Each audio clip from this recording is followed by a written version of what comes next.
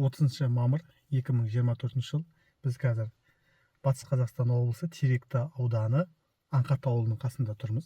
Аңқат ауылы мінекей алдымызда.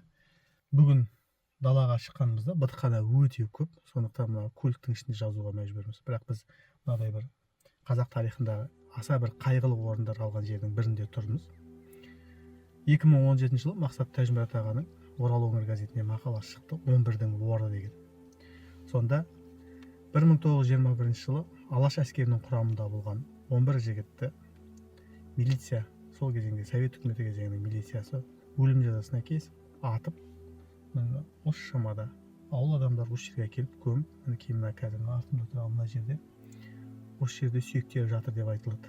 2006-2007 жылдарда осы трасса қазылды, су құбыры.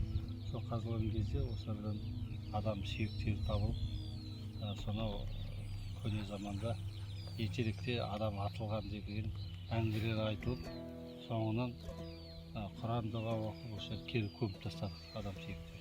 Бұрын тегіс қазған, осы қазып жатқанда кәбірдің үстінен өтіп кеткен болды. Сол кезде қазғаннан кейін біздер как мен сонда фермовойда техник болып істедім. Келатқанда сол бас сүйек жатыр адам. Сіз сол қазып жатқан кезеңде ме, или қазып кетіп қалғаннан кейін бір сағаттан кейін болады. Артынан темір жинап жүрді уақыт балдар. Сол балдар түсіп кетпесін деп терена 2 метр жарым қазып жатыр.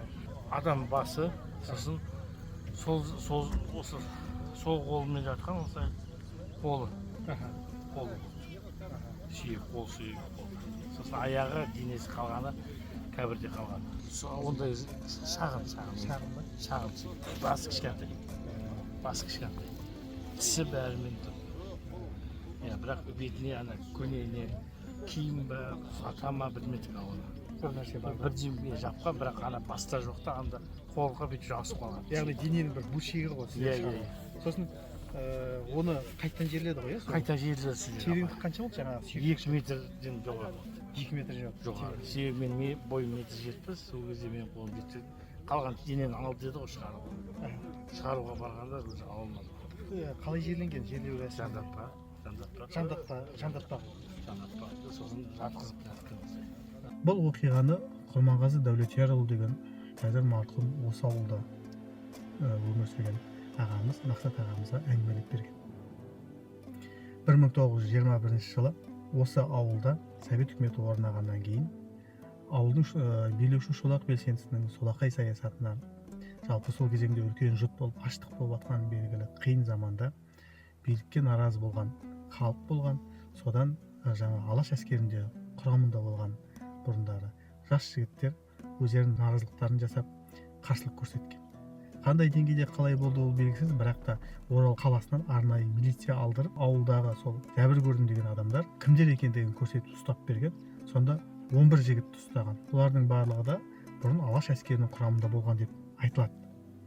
Көпке мәлім, Жымпиты осы жерде жақын. Алашорда құрылған кезеңде Алаштың әскері жасақталды. Ол Орынборда болған съезде милиция құрамыз деп арнайы сол кезеңде бұл қабылданған шешім еді. Сол шешімді орындау мақсатында Шаханжан Досмағамбетов бастап, жалпы осы жерде Алашорданы құрды. Сол Алашорданың әскерінің құрамына осы жердегі ауылдан, Досай ауылы дейді, осы ауылдан жігіттер барып қатынасқан екен. Бірақ артынан Совет әскерімен соғысқан кезеңде едәуір қырылып, аман қалған 20 шақты жігіт осы жерге келген. Жаңағы айтқан 20 шақты жігіттің осы 11-і жаңағы жағдайда ұсталып, милиция келіп қамаған дейді. Ұстаған кезеңде жаңа биіктен түсірген видеода қарасаңыздар, мына жерде жап-жасыл болып жатқан Саралжын деген көл бар. Осының ар жағында ең алыста тұрғаны сол үлкен Саралжын деп аталынған, ал мына бер жағындағысы кіші Саралжын деп аталынған. Ауылдың үлкендері бұларды өлім жазасына кескенін білгеннен кейін милицияның басшысына барып айтыпты: сіздер жеңдіңіздер, біздер жеңілдік. Енді бұл жазаларыңызды осы жерде жасайтын болсаңыздар, ауылда бітіспейтін бір үлкен бір жауығу басталады. Бұның арты мүлдем қиыншылыққа келеді. Сондықтан енді не қылсаңыздар жазаларыңызды бұл жерде емес, әрірек апарып орындауларыңызды сұраймыз дейді. Содан кейін жаңа айтып өткен бірінші үлкен Саралжынға, содан кейін мына жердегі кіші Саралжынға жігіттерді алып келген. Осы кіші Саралжында бір құлаған қораның ішіне бір-бірден кіргізіп, артқа қаратып қойып, арқаларынан атқан деп айтады. Тағы сондай мынадай бір әңгіме бар екен. Сол 11-дің біреуі соңғы атылғаны сол алашқа қатысы жоқ еді, сол нақақ кетті деп айтылады екен. Соны атқан кезеңде кеудесінен жаны шықпай едәуір қиналыпты деп те айтады. Сол 11 жігітті осы жерге атып тастап кеткеннен кейін, мінекей мына кіші Саралжын деген жерде милиция кеткеннен кейін үлкендер арбамен келген, ат арбамен келген. Сол ат арбада делбеші болып сол атты айдап келген осы мына Құрманғазы Дәулетияұлының туған атасы екен. 1981 жылы дүниеден өткен.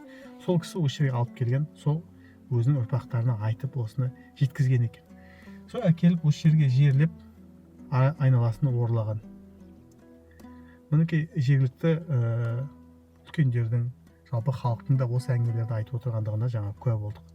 Енді бұл жерде шын мәнінде атылған адамдар жерленді ме, соны әлде де нақты дәлелдеу үшін болашақта мына жерде археологиялық қазылу жұмыстарын жүргізіп осыны нақтылау қажет.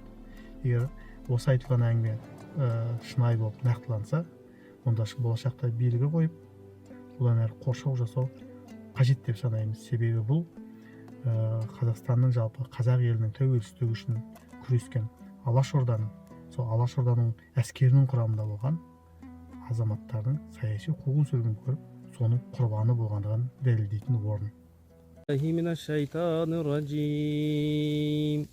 Бисмиллахир-рахманир-рахим. Алхамдулиллахи раббил аламин, ар-рахманир-рахим. مالك يوم الدين إياك نعبد وإياك نستعين اهدنا الصراط المستقيم صراط الذين أنعمت عليهم غير المغضوب عليهم ولا الضالين